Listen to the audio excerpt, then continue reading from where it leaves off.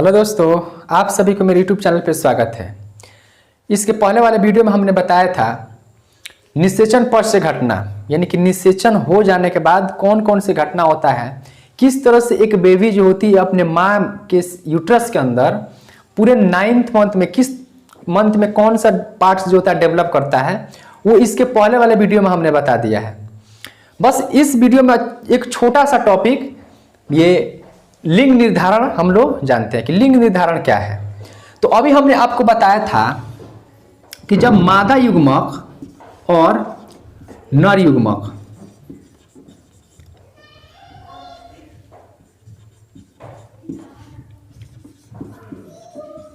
मादा युग्मक और नर युग्मक जब दोनों मिलता है तो मिलने से क्या बनता है, जाइगोट बन जाएगा।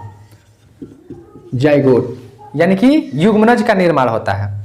अब ये युग्मनज जो होता है ये गर्भाशय के अंदर जाता है, यानी कि ये जो जाइगोट बनता है यानी कि निषेचन, यानी कि मादा युग्मक और नर युग्मक दोनों के मिलने के प्रक्रिया को निषेचन कहा जाता है और मिलने के फलस्वरूप क्या बनता है, जाइगोट बनता है। अब ये जाइगोट जो बनता है ये बनता कहाँ पे है, तो फिलोपियन ट्यूब में, यानी कि मादा के जो अंडवाहिनी होता है उसी अंडवाहिनी के अंदर ये जाइगोट का निर्माण होता है। अब ये जाइगोट उसी वक्त में लगातार ये डिवाइड करने लगता है और ये डिवाइड होते होते ये गर्भाशय के अंदर यानी कि यूट्रस के अंदर आता है। तो फिलोपियन ट्यूब से गर्भाशय तक आने में इसको पूरा 3 दिन लग जाता है। ये 3 दिन में पूरा गर्भाशय के अंदर आता है और गर्भाशय में आने के बाद से अब इसका विकास होने लगता है। सब लोग को मालूम है, इसके पहले वाले वीडियो में हमने बताया था। लेकिन जब ये विकास होगा तो जाहिर सी बात है बच्चा जो बनेगा, तो वो जो बच्चा बनेगा वो अब लड़का होगा कि लड़की होगी, इसी का निर्धारण करना लिंग निर्धारण कहलाता है। यानी कि ये तो सब में होता है, जो लड़का बेबी अगर बन रहा है यानी कि लड़का बन रहा है तो भी ये निषेचन होना है, यदि लड़की बन रही है तो भी ये निषेचन होना है। यानी कि लड़का के लिए अलग निषेचन होता है, लड़की के लिए अलग निषेचन होता है। ये बिल्कुल गलत बात है, दोनों के लिए निषेचन होता है। लेकिन निषेचन के बाद जब जाइगोट बनता है, जाइगोट से जब बेबी का निर्माण हो रहा होता है, तो अब वो जो जाइगोट अब एक लड़का के रूप धारण करेगा या एक लड़की का रूप धारण करेगी, अब इसी का निर्धारण करना लिंग निर्धारण कहलाता है। अब ये कैसे होता है, तो आपको थोड़ा सा यहाँ पे ध्यान देना होगा कि देखिए मेल हो या फिर फीमेल, इसके अंदर भी क्रोमोसोम की संख्या 46 होता है और यहाँ भी कितना होता है, 46 होता है। जब भी 46 होगा तो याद रखना आपको यहाँ पे 2n दिया जाएगा, 2n, और यहाँ भी क्या हो जाएगा, 2n हो जाएगा।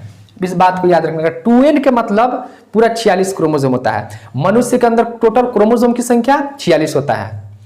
अब मनुष्य के अंदर 46 होता है, जितने भी जीव होते हैं सब में अलग अलग क्रोमोसोम की संख्या होती है। आलू में देखेंगे तो 48 हो जाएगा, उसी तरह से बंदर में कुछ और होगा, गाय में कुछ और होगा, अन्य जीव में क्रोमोसोम की संख्या भी अलग अलग होती है, लेकिन हमेशा जोड़ा में ही होता है। इस बात को आपको याद रखना है। तो मेल है, मेल में 46 क्रोमोसोम और फीमेल के अंदर भी 46 क्रोमोसोम।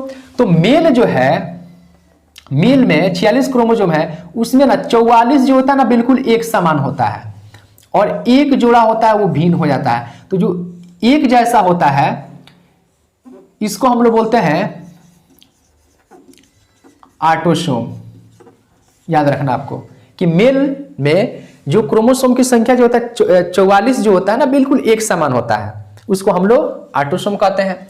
और एक जोड़ा जो भिन्न होता है, एक जोड़ा जो भिन्न होगा इसको हम लोग बोलते हैं अलोसोम। अलोसोम या इसको सेक्स क्रोमोसोम के नाम से भी जानते हैं।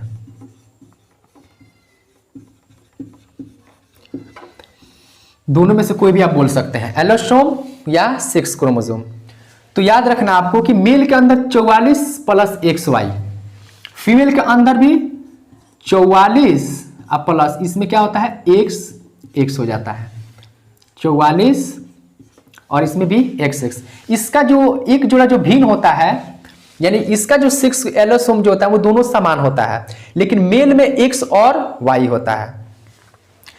आपको पता होना चाहिए, मैं आपको फिर से बता दूं कि मेल के अंदर 46 क्रोमोसोम है, चाहे वो मेल हो या फीमेल, दोनों में क्रोमोसोम की संख्या कितना हुआ 46। अब 46 उस मेल के अंदर या फीमेल के अंदर आया कहाँ से, तो उसमें से 23 जो होता है ना उसके मदर के तरफ से यानी कि माँ के तरफ से आता है, और 23 जो होता है ना उसके फादर यानी कि उसके पिता के तरफ से आता है।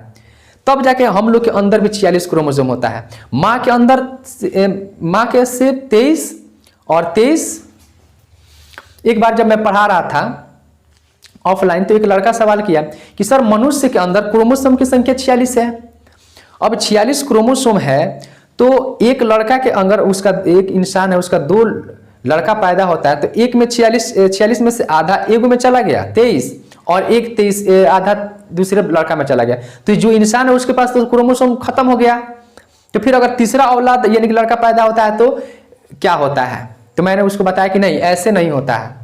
आप भी अगर ये सोच रहे हैं तो बिल्कुल गलत सोच रहे हैं, क्योंकि आपको बताए थे इसके पहले वाले वीडियो में कि एक पुरुष जो होता है ना, एक पुरुष के अंदर क्रोमोसोम के पुरुष से स्पर्म जो होता है ना वो लगभग 10 करोड़ बाहर निकलता है। 10 करोड़, इस बात को याद रखना है कि 10 करोड़ स्पर्म बाहर निकलता है। और 10 करोड़ स्पर्म जो होता है ना ये कुछ ऐसे स्पर्म होता है, ये है ना, आपको डायग्राम ऐसे हमने बनाकर दिखाया हुआ है, ये ऐसे होता है, हम ऐसे बनाए हैं। कितना है 1 2 3 4 5 6 7 8 9 को बना है, लेकिन 9 को नहीं 10 करोड़, ये 9 को बनाए हैं। ऐसे पूरा कितना होता है 10 करोड़ एक बार में एक पुरुष से बाहर निकलता है। और उसमें ना किसी में एक्स होता है, किसी में वाई होता है, किसी में एक्स किसी में वाई, किसी में एक्स किसी में वाई। अब एक्स वाई लिखने का मतलब क्या है कि इसमें 23 ही क्रोमोसोम होता है, यानी कि 200 करोड़ जो स्पर्म है 200 करोड़ स्पर्म में क्रोमोसोम की संख्या आधा ही होता है, यानी कि 23 ही होता है। ठीक उसी तरह से मादा जो होती है, मादा के जो अंडाशय होता है, अंडाशय से जो अंडाणु का निर्माण होता है उसके अंदर भी देखिएगा एन लिखा होता है। तो जहां भी हम अभी बताया आपको, जहां पे 2n लिखा होगा तो 2n का मतलब होता है कि पूरा 46 क्रोमोसोम की संख्या की बात की जा रही है, लेकिन केवल n लिखा होगा तो उसका 23 ही बात की जाती है। तो हम बताए ना कि एक स्पर्म और एक स्पर्म और एक अंडाणु दोनों फ्यूज करता है तो ही निषेचन होता है। तो एगो n यहां से आया और एगो पुरुष के तरफ से आएगा, चाहे x वाला आए। अगर देखिए यहाँ पे x है तो x वाला अगर x वाला के साथ में ये इसके पास तो हमेशा x रहता है, क्योंकि आपको अभी बताएं यहाँ पे कि फीमेल में हमेशा x ही होता है। तो इसमें x है, यहाँ पे x है, और इसमें से जो 10 करोड़ है तो 10 करोड़ में किसी के पास x है किसी में y है। तो अगर x वाला शुक्राणु आया तो इसके पास आकर निषेचन करेगा, और निषेचन के फलस्वरूप x इसके पास भी x था और इसके पास पहले से x था, तो अब ये दोनों मिलके क्या बना दिया, ये जो जाइगोट बनाया। अब ये जाइगोट जो होगा ना x आ गया तो ये लड़की हो जाएगी। अगर इसमें से कोई y वाला आकर इससे निषेचन करेगा, ये नहीं मिलेगा ना, तो यहाँ पे लड़का बन जाता है। तो ये गलतफहमी में नहीं कि खत्म हो जाता है क्रोमोसोम, नहीं। 10 करोड़ जो स्पर्म जो एक पुरुष से निकलता है, 200 करोड़ स्पर्म के अंदर आधा ही क्रोमोसोम। क्रोमोसोम क्या एक कोशिका है, वो भी एक प्रकार की कोशिका है, तो उस कोशिका में आधा ही क्रोमोसोम होता है ना, यानी कि 23 ही होता है। तो किसी स्पर्म के पास x होता है, किसी के पास y, किसी के पास x, किसी के पास y होता है। तो अगर x वाला आकर निषेचन करेगा तो पहले से इसके पास x था तो x और x मिलकर लड़की ही बनेगी, और इसमें से कोई y वाला आकर इससे निषेचन कर लेता है तब लड़का बनने के चांस ज्यादा होता है ना। तो सबसे पहले आपको यहाँ पे याद रखना है कि मेल या फीमेल क्रोमोसोम की संख्या 46 2n, यहाँ भी और यहाँ भी।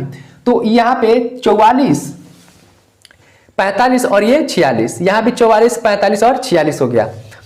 ये लिंग निर्धारण होने से पहले ये क्या होता है ना कि अर्धसूत्री विभाजन होता है। एक बात आपको याद करा दें, एक होता है समसूत्री और एक होता है अर्धसूत्री। समसूत्री का मतलब एक कोशिका के अंदर जितना है ना उतना ही क्रोमोसोम दूसरे में ट्रांसफर हो जाता है। एक सेल से यानी एक कोशिका से दूसरे कोशिका के अंदर अगर हो जाता है तो जितना क्रोमोसोम अगर सेम उतना ही चला जाता है दूसरे कोशिका में तो उसको समसूत्री कहते हैं। अर्धसूत्री का मतलब होता है कि आधा उसमें से जाना। जैसे 46 है तो 46 में से आगे वाला जो बच्चा होता है उसके अंदर कितना जाता है, आधा जाता है। तो ये अर्धसूत्री है कि समसूत्री है? समसूत्री का मतलब अगर 46 है हम लोग के पास और 46 ही किसी दूसरे इंसान में चला गया, जैसे क्रोमोसोम में कितना है, शुक्राणु जो है, शुक्राणु में क्रोमोसोम की संख्या, प्रत्येक शुक्राणु में क्रोमोसोम के कितना होता है, 23 होता है। अगर 46 होता है, 46 ही उसमें चला जाता तब क्या होता है,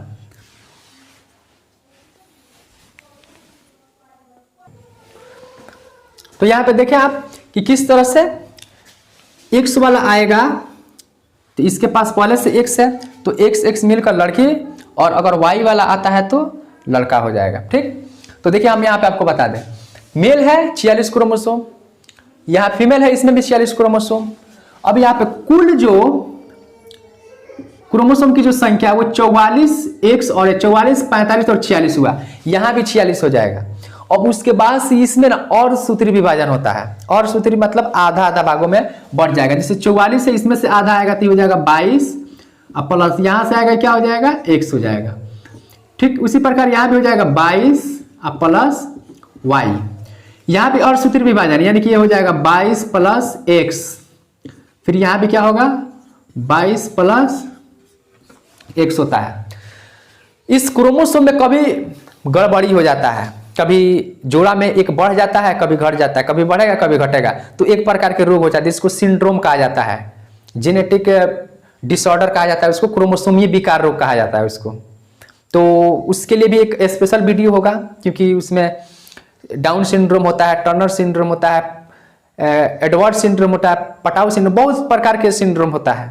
तो इसी क्रोमोसोम में गड़बड़ी होने के कारण वो प्रक्रिया यानी कि वो रोग एक प्रकार के हो जाता है, तो हम वहां पे नहीं जाएंगे। तो ये देखिए और सूत्री विभाजन हुआ, हाफ हाफ हो गया, ये था 44 में से आधा यहाँ पे आया, इसमें से एक आ गया, फिर ये 44 में से आधा इसमें गया, और ये और सूत्री यानी कि आधा आधा बढ़ जाना, 22 और 1 23, यहाँ भी 22 प्लस 1 23, तो यहाँ भी वही होगा।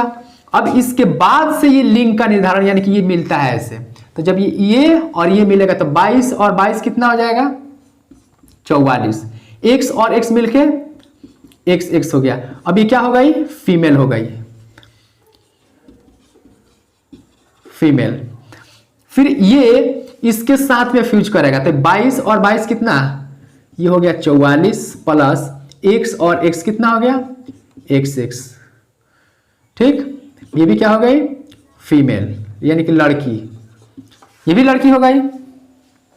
अच्छा, अगर ये y वाला अगर इससे फ्यूज करता है तो यहाँ पे 22 और 22 कितना हो गया 44 प्लस x में x से, सॉरी यहाँ पे है 22 से हो गया 44, y में x से करेगा तो ये क्या हो जाएगा x और y, तो इस तरह से क्या हो गया मेल।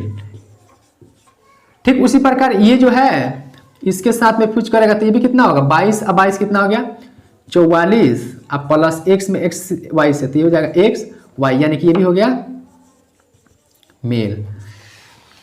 तो इस तरह से ये लिंग का निर्धारण होता है।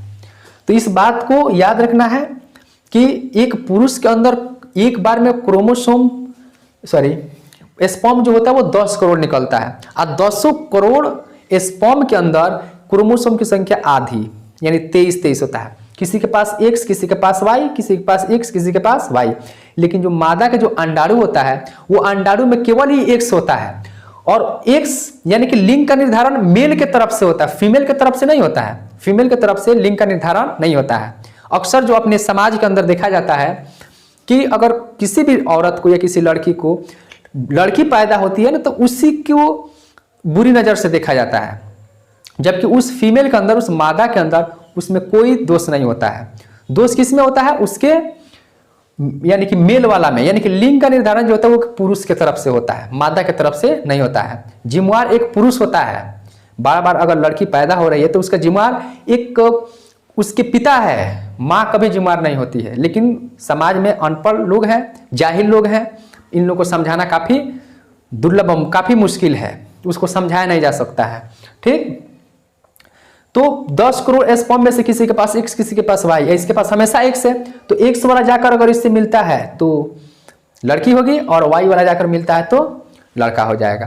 तो ये लिंग का निर्धारण हमने बताया किस तरह से लिंग का निर्धारण। तो अब आपको लिखना कैसे है कि जब निषेचन के फल स्वरूप, अब यहाँ पे बताया ना कि मादा युग्मक नर युग्मक जब दोनों मिलता है तो निषेचन होता है। निषेचन के फल स्वरूप जाइगोट बनता है और जाइगोट जो 3 दिन में गर्भाशय में जाता है और गर्भाशय में जाकर उसका विकास होता है और विकास होने के बाद अब वो जो जाइगोट है लड़का, उस जाइगोट से अब लड़का बनेगा या लड़की बनेगी, उसी का निर्धारण करना लिंग निर्धारण कहलाता है।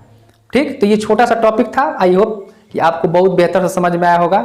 अगर ये वीडियो आपको अच्छी लगी हो तो मेरे चैनल को सब्सक्राइब अवश्य कीजिएगा, कमेंट कीजिएगा और अपने दोस्तों के साथ में शेयर कीजिएगा। धन्यवाद। आप इसका स्क्रीनशॉट ले लें।